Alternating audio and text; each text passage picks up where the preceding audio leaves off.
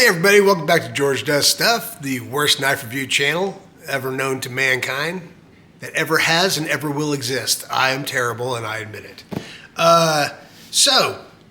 Today we have a review of a knife that is going to look very similar to one of my other reviews. When you see that one, I'll probably post the other one first. Before I get started, I want to say thank you to all my subscribers. I very much appreciate it. I never ask anybody to subscribe to my channel. I never ask for likes. I only want likes if you like it. If you don't like it, put a thumbs down. I get it. I love the comments you guys leave. I love the dialogue between everybody. It's awesome. Keep it up. And I very much appreciate you guys for stopping by and taking a view. I have upgraded my site a little bit. I have indirect lighting now, which hopefully is much better than the lighting I was using before. And I have my super fancy NAF knives mat here. So if you need a reference, it has it all on here. And boy, that's fun for the whole family. Okay, so as I did in my previous review, one of my previous reviews, Blade HQ was having a sale. These knives were actually in my wish list for months and months. I think I put them in there like in October of last year or something like that. And these are CJRB, and they have a budget series. I mean, most CJRB knives, are supposed to be the budget line of artisan cutlery anyway. But for the Pyrite series, these are kind of, I don't know if you'd say these are the lowest end of the high end or the highest end of the low end, but no matter how you look at it, these knives are absolutely fantastic, and I love them. I'm not sure how many more Pyrites I need to get. This is actually my third. Sicily, oh, not Sicily, that's silica. Silica gel, the desiccant for the whole family. We all love it. Okay, and I'm going to bet a bag full of donuts, so when I open this up, there's going to be a microfiber cloth in there. Because apparently in China, everything needs to come with the microfiber cloth. And I'm not banging, China makes some kick-ass knives. I'm not saying anything bad. It's just I don't understand why they feel that, everything you buy from China has a microfiber cloth in it. Huh, what? Get out of town. What's going on? Does it have any special markings on it? CJRB, baby. Check it out. So yeah, I really don't understand why knife companies need to put these microfiber. You can get like 100 of these for $1, but thank you, CJRB, for the microfiber cloth. Oh, and look at what we have here. If you saw my other video, this will look extremely familiar. By the way, I want to stress this again. I mentioned it in my other videos. These pouches that CJRB is including with these are outstanding. They have this like velvety, fluffy interior. They're set up for two knives. They are, they feel just brick house strong. They're really durable. They got a big beefy zipper on them. Good stuff. This is really, really good stuff. So good on you, CJRB. Good work with that. That's really cool. And I actually do use those. Not always for what came with them, but I use them anyway. Yeah, so this is, it will look very familiar, and I'll bring its twin out here, or fraternal twin, I should say, in a minute. But this is the Pyrite. This is in steel. It is not aluminum. It is not titanium. It is actually steel, and it is milled steel, and it has this absolutely fantastic design. Not only does it look good, but it actually feels good and serves a purpose. I think it's just a fantastic looking knife. I like the fact that it's nice and thin too. It's got big old honking thumb studs for old guys with fat fingers. It is used back spacers, or not back spacers, but spacers to set, there you go, separate everything out. It is, I don't know if you can see it from the angle here, but it's actually milled out on the interior to kind of save some weight.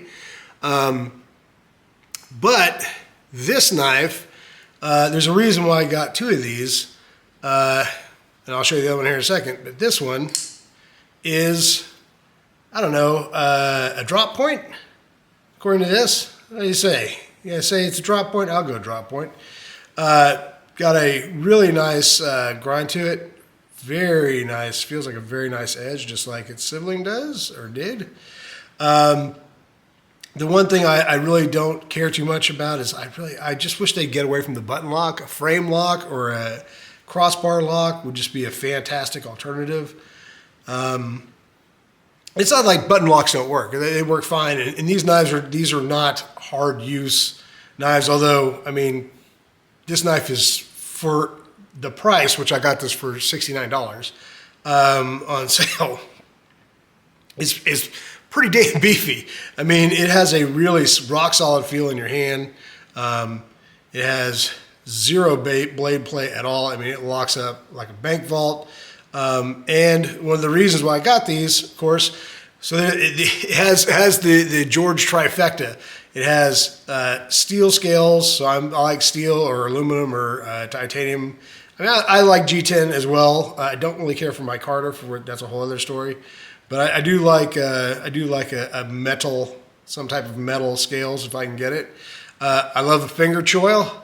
Just love to get in there and jam it. By the way, something about knife reviewers, we all have the ugliest hands in the world. I don't know if you guys ever noticed that. They're all gnarled and blistered and just torn to pieces. So if you got nice dainty hands, don't be a knife reviewer. Do something with your life. Don't do this. But anyway, yeah. So I mean, you can get great purchase on here. It has really nice jimping on here. It's not aggressive at all, but it does help a little bit with purchase. Got big thumb studs. Very comfortable in hand. I've noticed on this. Well, this one is possibly not as good as the other one, but nice smooth motion. I bet this one will break in, but very, very easy to open and shut. And it just occurred to me that the sibling doesn't have thumb studs. And you know what? These thumb studs work really, really well. Much better than the opening hole on the sibling. And so if you missed my other one, this is the sibling right here. So we got the Warncliffe versus the drop point. And you can see they're the exact same knife, just different blades, and one has an opening hole and one has thumb studs. And I will tell you, and I don't know if I mentioned this yet. I don't know. Let's see if we can get it to focus, maybe. I'm not sure if you can see it or not. It's written on there really, really small, very small. Maybe I can get it in there. Maybe not. Do it. Focus. I don't know if that's, yeah, there we go. I don't know if you can read it or not, but this is S90V steel. And I mean, you're looking at two knives here for under $140 for both of them, which are fantastic knives.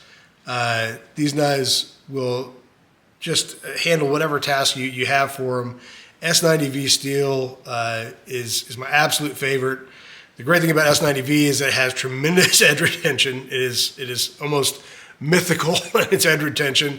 I mean, we're talking about getting up there with 15V and not quite to the Rex 121 or anything like that, but it's amazing in its edge holding. And also it has anti-corrosive properties. It's not quite as good as like S30 or S35 or S45, but it's still a stainless steel, and these will last you for 1,000 years.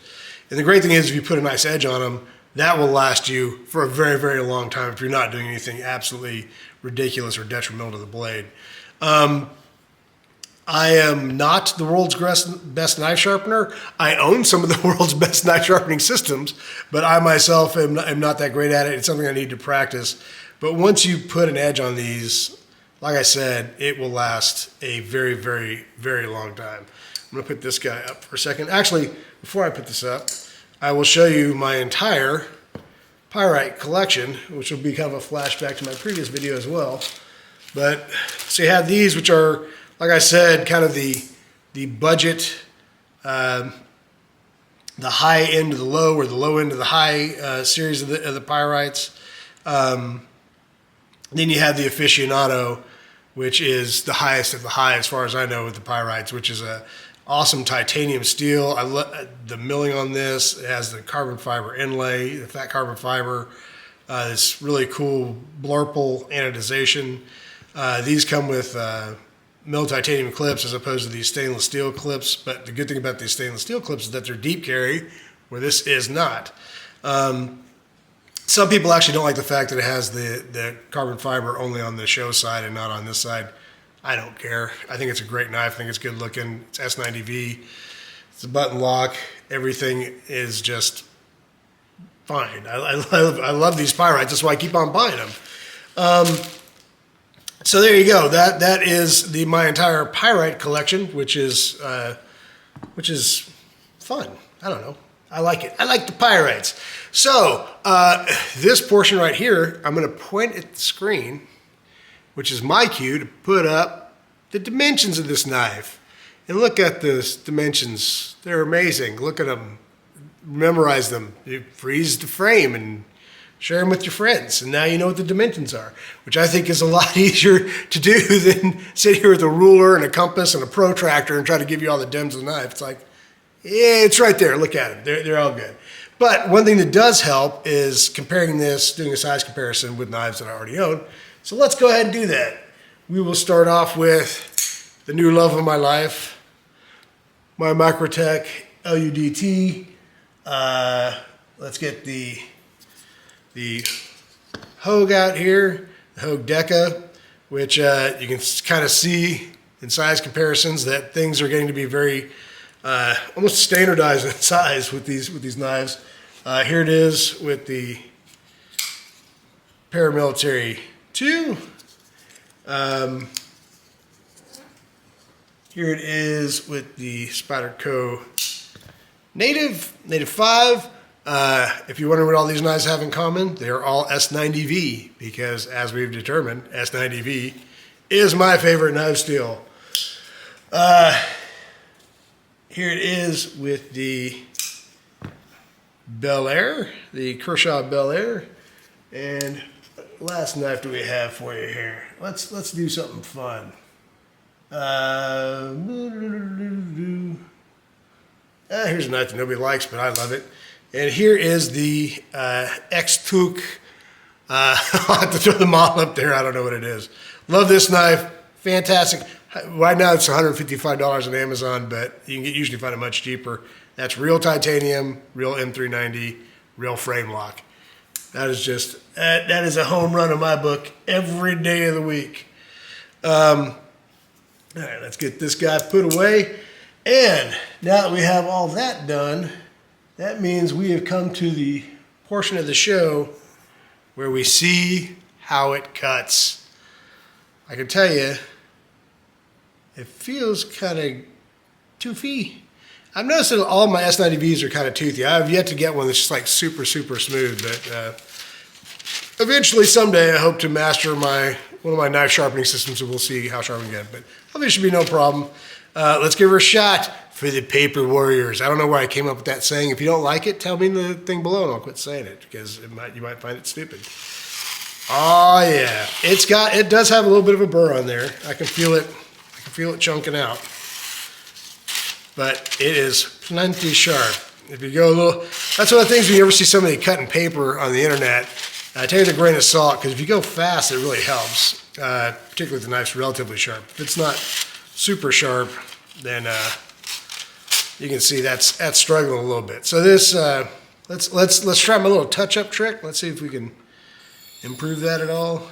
We got our little Work Sharp field sharpener here. Give her a few passes. It definitely feels like there's a little burr on the way it's catching on that paper. And again, I am no master of knife sharpening at all, but I know this trick usually works. And I have much better strops in the other room, but I don't think you guys really want to see me get all up in the strop business and all that stuff. I do want to start making some sharpening videos, mainly just to force myself to actually do some sharpening. But for right now, let's just see if we can get this guy a little bit more touched up. Let's see how we do now. Any change? Oh, yes. That is the kind of results you want to see. Just, it doesn't take that much, That is 100 times better. It's still got a little hangups, but yeah, that's a lot better. A lot better than it was. And this, oh yeah, that feels really, really good. All right, let me tell you, for 70 bucks, and I think they're normally 89, something like that for these. I'll take all three out for the crescendo, the end of my run on pyrites. I think this actually might be where it ends. There is one more G10 S90V version that I'm interested in getting. That may be the absolute final pyrite that I get. But yeah, these pyrite knives, they're absolute bargains. They're great knives, well built.